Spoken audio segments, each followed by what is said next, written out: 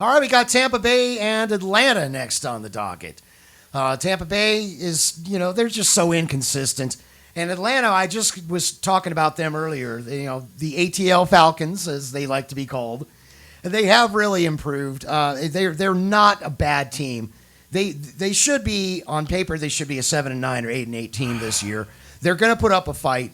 And Antonio Brown has really not had the effect that Tampa Bay was hoping for. I've been waiting for him to have that breakout game. He's had, 5 games with them now? And, he's done okay, but he hasn't been the world beater that he used to be down in Pittsburgh for sure.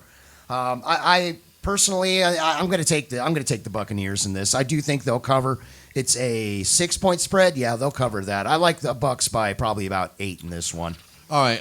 The only thing interesting about this game to me is that the fact that the Tampa Bay Buccaneers will be playing the Falcons this week, then they'll be playing someone different next week, and then they play Atlanta the last week. Yeah. We talked about this hard to beat a team twice, and the fact that Atlanta's not as bad. And I think the Bucs will win this game too. It wouldn't surprise me if Atlanta wins the last one though, as spoiler.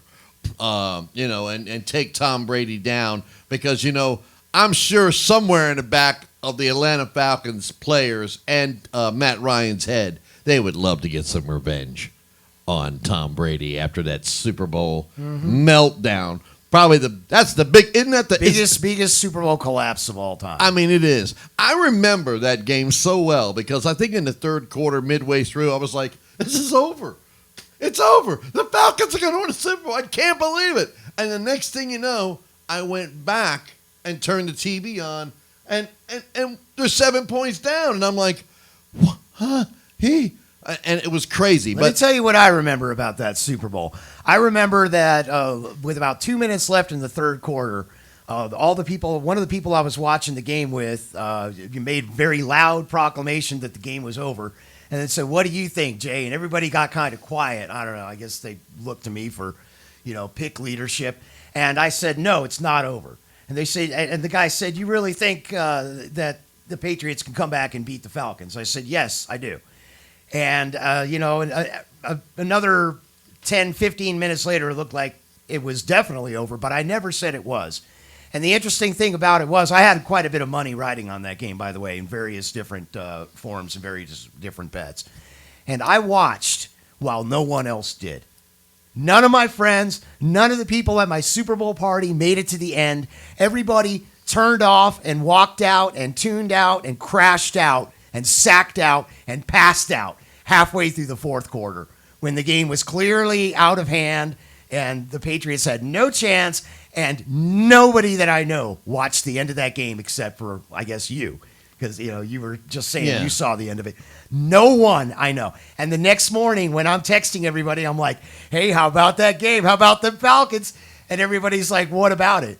Like, what do you mean, what about it? And then I start getting messages back. Oh, my God, they blew it? Yeah. Yeah. Should have stayed up, should have laid off that second 12-pack. Buddy. Right. Well, what I did was when I saw that the Bucs, the Falcons were, getting close to losing, and they were ahead by, 28, I think, or something like that. I rewound the game because I was like, what happened? So I had to find out. And then, so I actually, when you knew that the Patriots had won, I didn't know till 45 minutes later because I was back. Gotcha. I was back 45 minutes on the DVR there. Right. It just killed me because it was like the most amazing comeback. It was something you couldn't have scripted. Disney couldn't have scripted it better. In one of their classic animated films. And at the end of the game, I wanted everybody's reaction, and all I got was silence because everybody was out. And that's true. It killed me. I was the only one that saw it. Well, I still think it's in the back of their players' minds.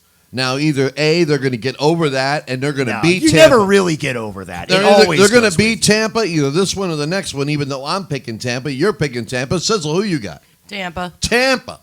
Well, we're all going with Tampa. Enough of Super Bowls past and Matt Ryan's collapse and some bad play calling. Falcons will put up a fight, though. Let's hope it's a good game. Well, I look forward to seeing that. And we got some more great games right here in NFL Weekly Predictions. Ta-da!